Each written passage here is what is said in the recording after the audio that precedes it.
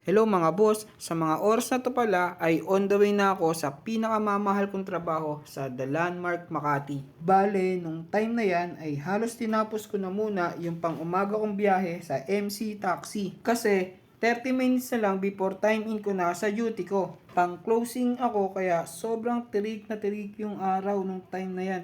Summer is real na talaga mga boss. Gusto ko pa sanang matulog. Ang kaso, iniisip ko din kasi yung allowance ko sa buong maghapon ko.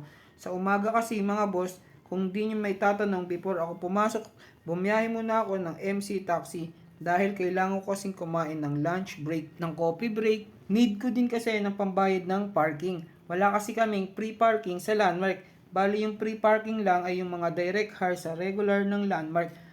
Una kong nadaanan na parking lot ay yung Park Square. Sobrang haba ng pila at ang layo din ng lakaran dyan from SM to Landmark. Kaya lumipat ako sa The Link. Grabe din ang pinagdaanan mo dito sa Makati. Yung mga establishment na nadadaanan mo, ang daming stoplight, ang daming paikot-ikot. Kaya pag mahina ka, late ka talaga. Akala mo yung pagitan ng SM at Landmark, parang Taguig to Cubao bago mo matunton yung workplace. Aray mo. Alam ko, maraming makaka-relate dito na mga ka-landmark ko. Kinakabahan nga din ako that time kasi akala ko full park din dito sa may Dalink parking.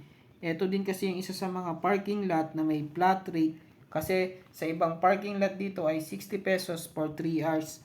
Succeeding hours is 20 pesos per 1 hour. Ang additional. Kaya dudamat na lang. Baka yung sahod ko ibayad ko lang sa parking nito. Naalala ko itong paikot-ikot na to, biglang relapse malala ako dito eh. Kasi pag dito ako nagpa-park, tapos angkas ko yung asawa ko, tuwang-tuwa siya kasi feeling niya ay nasa roller coaster daw kami. Ang kulit ng imagination niya eh. Ang babaw talaga ng kasayanan kaya mahal na mahal ko yun eh. Hahaha. Anong connect nun? At ayun, after all sa wakas, hahaha.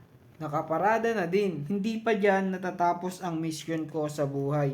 Umpisa pa lang ito ng pagpapaalipin sa salapi. Tamang palit muna ako ng uniform ko sa Landmark na pinlansya pa ng asawa ko na din ako sa tickler ko ng mga gamit ko para pagpasok ko sa employees entrance ay tuloy-tuloy na lang akong papasok.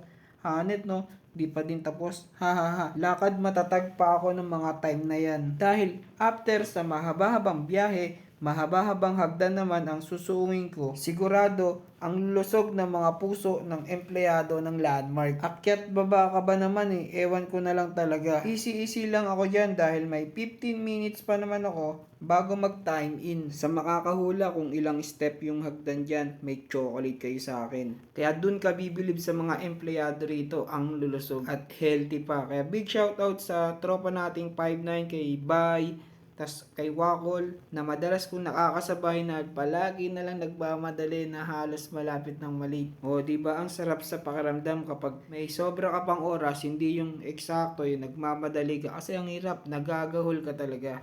Kaya't lakad pogi muna tayo mga boss. Kaya't kapag nandyan ka na sa locker ng mga lalaki ay napaka-presko na kasi maayos dito at napakalinis. Makikita mo talaga yung trabaho ng mga pilman dito, napapakasipag. Kaya't kung nakarating ka sa video na to, mag-comment ka naman sa baba kung ano yung mga naging experience mo dito sa Landmark Makati.